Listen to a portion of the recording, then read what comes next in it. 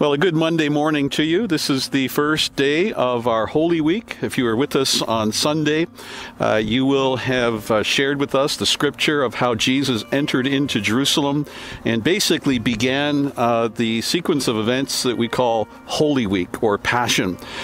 And every day this week, in fact, the theme of our Holy Week is the rest of the resurrection. We don't often think of it that way, but Jesus came to die and to be raised again, that we might rest from everything that sin has taken away from us, the kind of trials that you're facing right now. So every day of this week, we're going to emphasize an aspect of the rest that we yearn for in our hearts that only Jesus can give. Let's go right back to the beginning.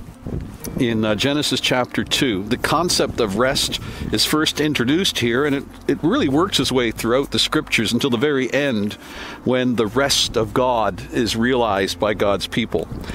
It says, "Thus the heavens and the earth were completed in all their vast array."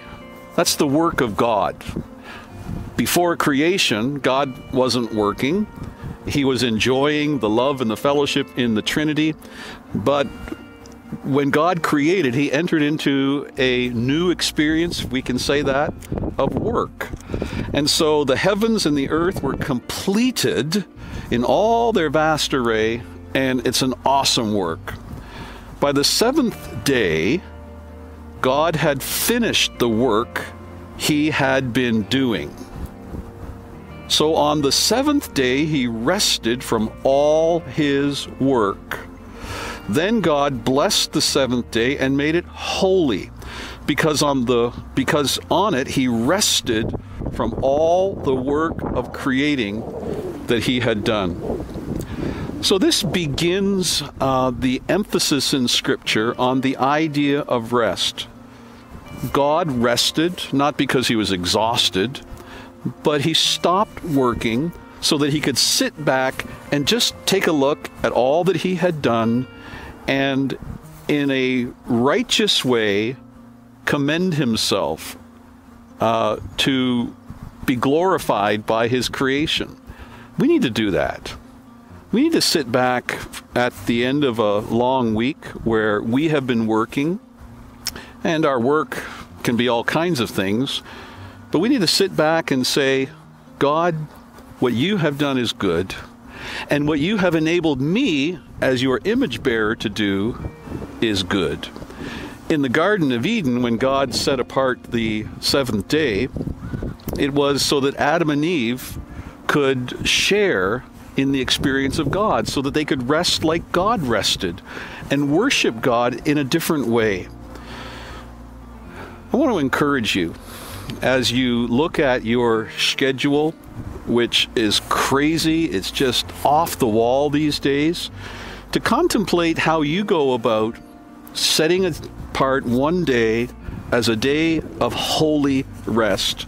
A day when you can stop being so crazy and look at the work of God and give thanks to him, or even look at your own work and say, God, thank you for the work of my hands.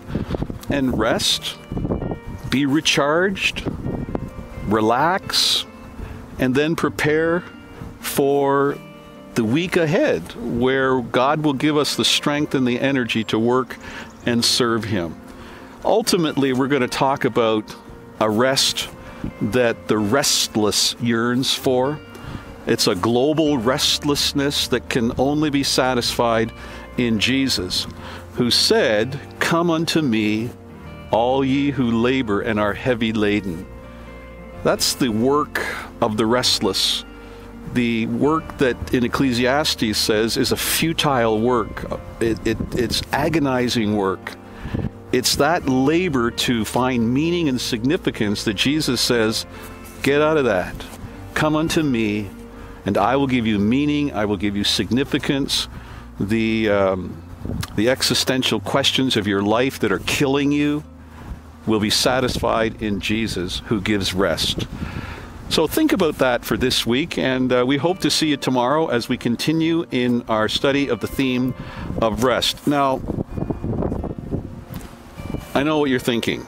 He's not going to sing the butterfly song. Well, I'm not. But there is a hymn that occurred to me just while I was getting ready for this. I don't know all of it, but here's the chorus. Jesus, I am resting, resting in the joy of what thou art. I am finding out the greatness of thy loving heart. I hope you're resting in Jesus. Thanks for watching.